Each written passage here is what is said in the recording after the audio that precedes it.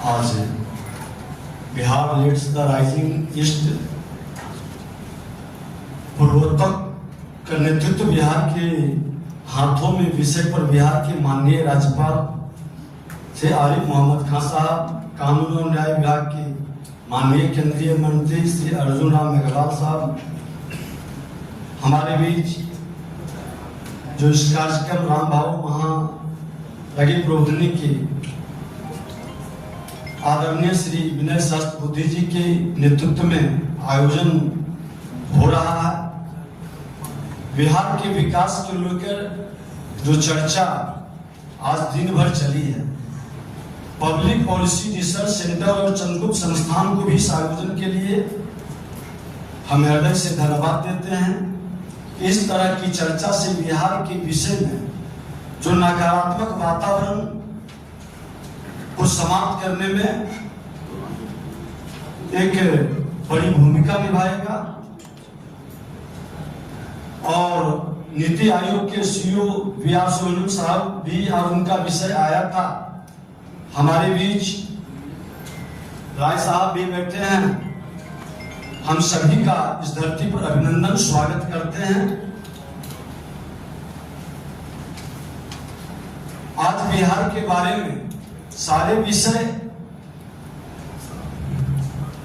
अलग अलग रूप में बताए गए, लेकिन बिहार के सच को जानने के लिए आप जैसे लोगों के माध्यम से पूरे देश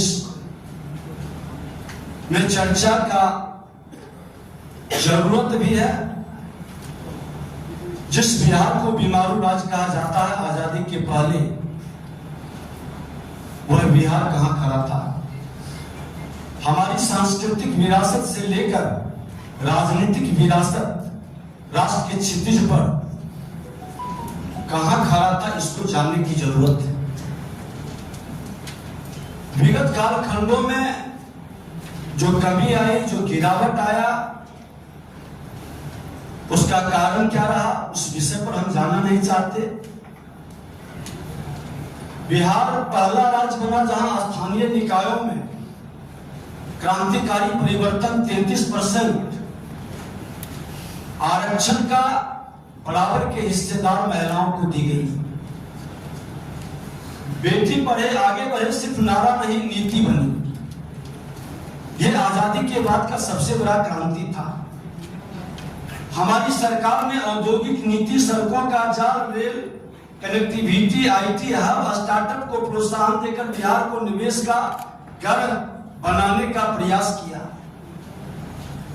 और बिहार के अंदर रोजगार सृजनकर्ता की एक बड़ी फौज खड़ा करने का जो संकल्प है, उसको साकार करने का प्रयास कर रही है।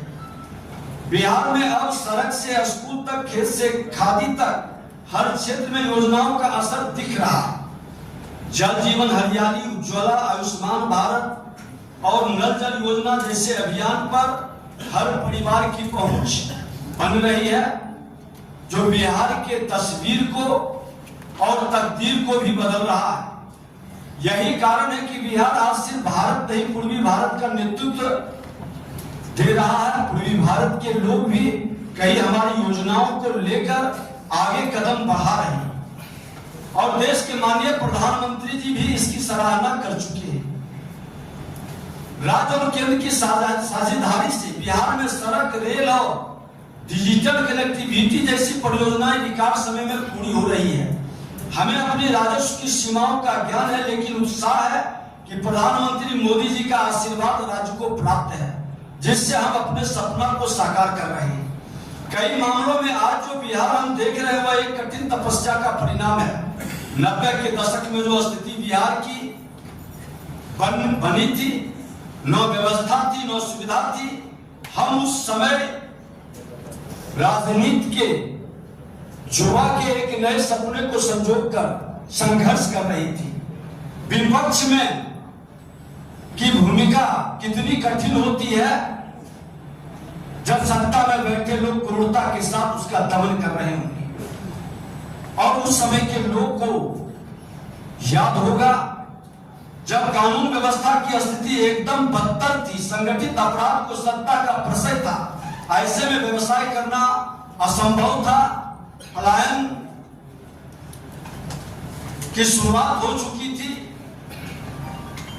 बस हो रहा था किसी तरह गुजर बसर। जिंदगी जीने के लिए लोग अपने बचाव के लिए किस तरह से डरे सहमे बैठे थे।